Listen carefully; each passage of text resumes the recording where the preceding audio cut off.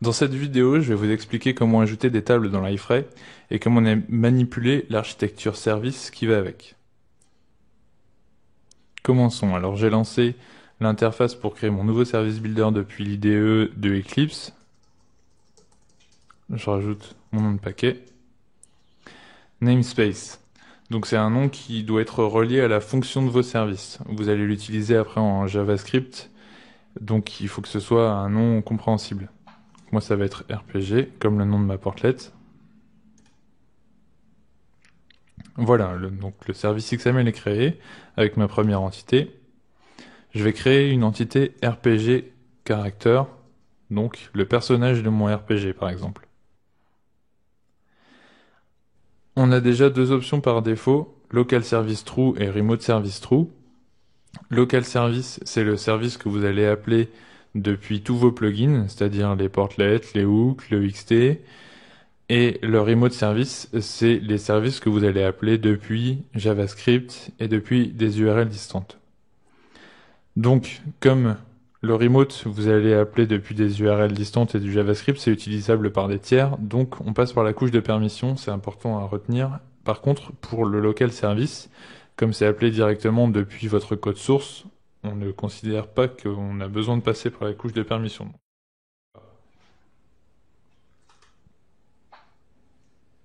Donc, je change mon identifiant pour l'autogénérer.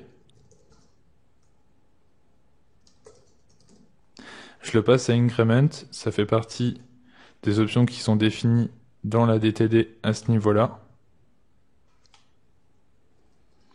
Increment, il va me permettre de générer automatiquement mes identifiants et ça marche sur toutes les bases de données. Par contre, ça marche pas en mode cluster, donc c'est pas une bonne option pour le mode production. Alors, je vais me rajouter deux champs.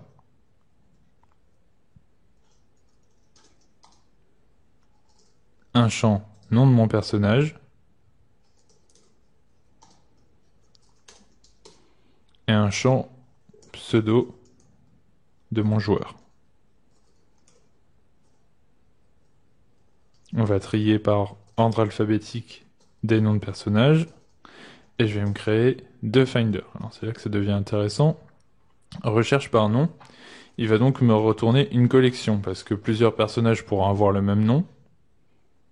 Donc il va me retourner une liste de RPG caractères.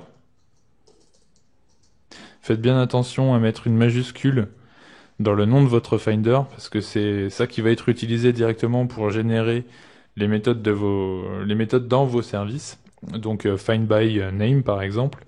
Si vous mettez une minuscule, ça va être name en minuscule et du coup ça va être beaucoup moins élégant et compréhensible. Je rajoute un deuxième Finder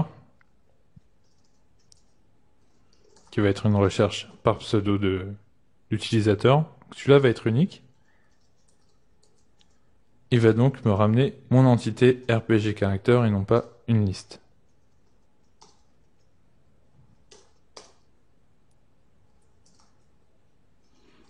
Voilà, la première partie de mon service XML est terminée. Il me reste plus qu'à générer les sources en lançant le build service.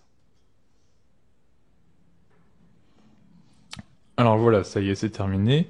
Le script a fini de tourner. Ant fonctionne directement sur le file system, donc Eclipse n'est pas conscient des modifications qu'il a fait. Donc à chaque fois que vous lancez un build service, il faut bien penser à rafraîchir les sources.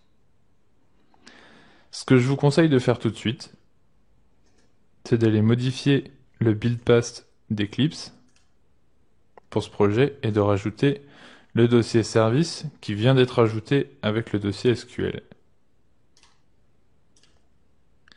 Donc on le voit apparaître ici. Ce dossier service, il va contenir les utiles que vous allez devoir appeler en priorité et les interfaces des modèles, persistance et service que vous trouvez ici.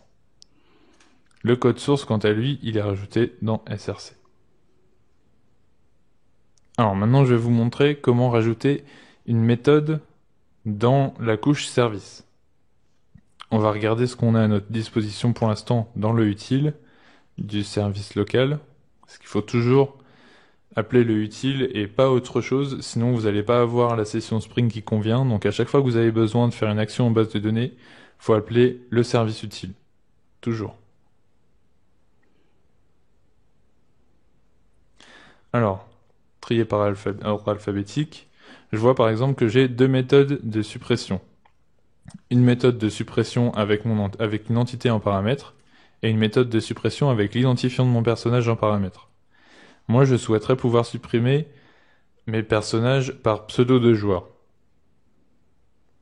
Ça, c'est pas une option que j'ai pour l'instant, donc on va essayer de la rajouter ensemble. On va vérifier dans le utile côté persistance ce que j'ai comme méthode à ma disposition pour faire cette suppression. Donc on voit on a des méthodes de comptage, des méthodes de récupération, etc. Et je vois j'ai des méthodes de suppression. Donc j'ai suppression par ID, je peux supprimer toutes mes entrées, et j'ai suppression par nom de personnage, et ce que moi je cherche, suppression par pseudo. Alors on pourrait tenter d'utiliser cette méthode directement, mais c'est pas la chose à faire, parce que déjà vous risquez de perdre la session Spring si vous passez pas par le service utile, et vous ne respectez plus le design pattern service DAO. Donc il faut bien toujours appeler le service utile. Je le répète, mais c'est important.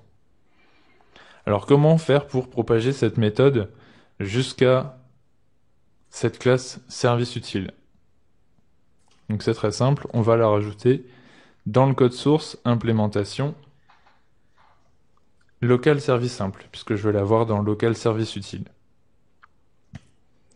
Alors, juste une petite précision, dans le local service utile, vous allez voir des commentaires de toute façon dans toutes les classes qui ont été générées, vous allez voir ce type de commentaires. Et là, vous voyez pour le local service utile, ne jamais modifier cette classe directement. Donc, on va aller dans local service simple, et là, on voit ne pas référencer cette interface directement. Donc, c'est ce que je vous explique, il ne faut pas appeler directement l'implémentation. Il faut bien appeler le local service utile, comme c'est précisé à cet endroit-là. Donc, je veux rajouter ma méthode de suppression par nom, par pseudo de joueur. Donc, remove par pseudo.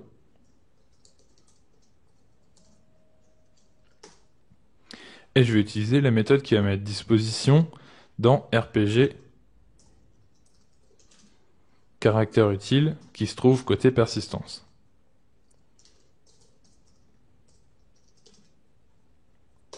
Suppression par pseudo, pseudo. Voilà. Alors, il me met du rouge parce qu'il renvoie une exception. Là, je vais la lancer pour laisser le contrôleur gérer les exceptions.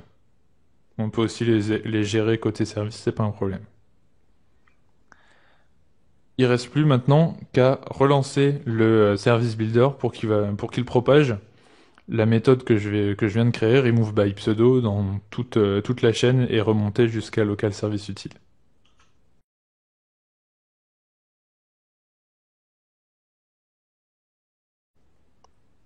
Je vérifie dans local service utile. J'ai bien ma nouvelle méthode remove by pseudo. Voilà, c'était tout pour l'ajout de méthodes dans la couche service.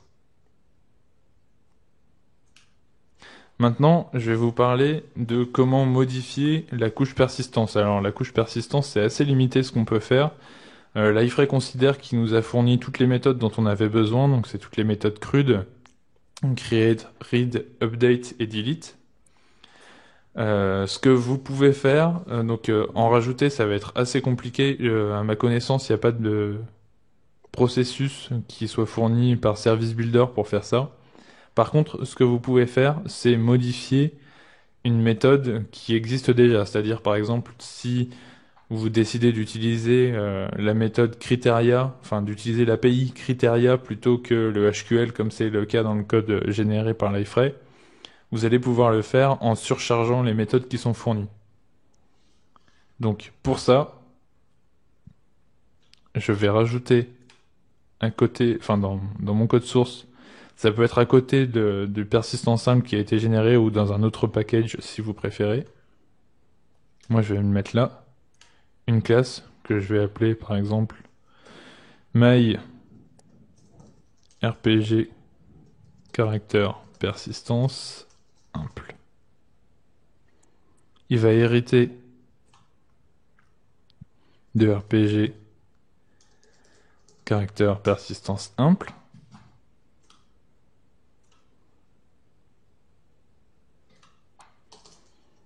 Et dedans, je vais surcharger la méthode pour laquelle je veux changer l'implémentation.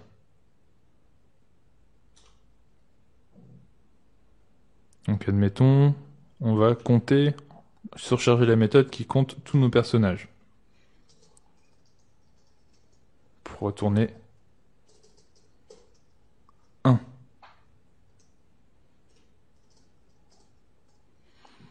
Voilà, il nous reste plus maintenant qu'à la référencer dans service XML pour que Liferay soit conscient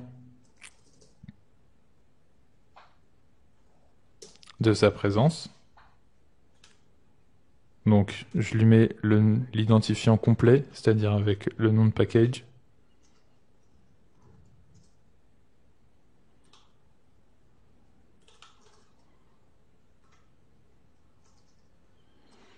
Et voilà, comme ça, en rajoutant ce paramètre dans l'entité, Liferay va aller appeler directement ma classe de persistance plutôt que celle qui est codée par Liferay. Voilà, c'était tout pour cette introduction au service builder et à la manipulation de l'architecture service de Liferay.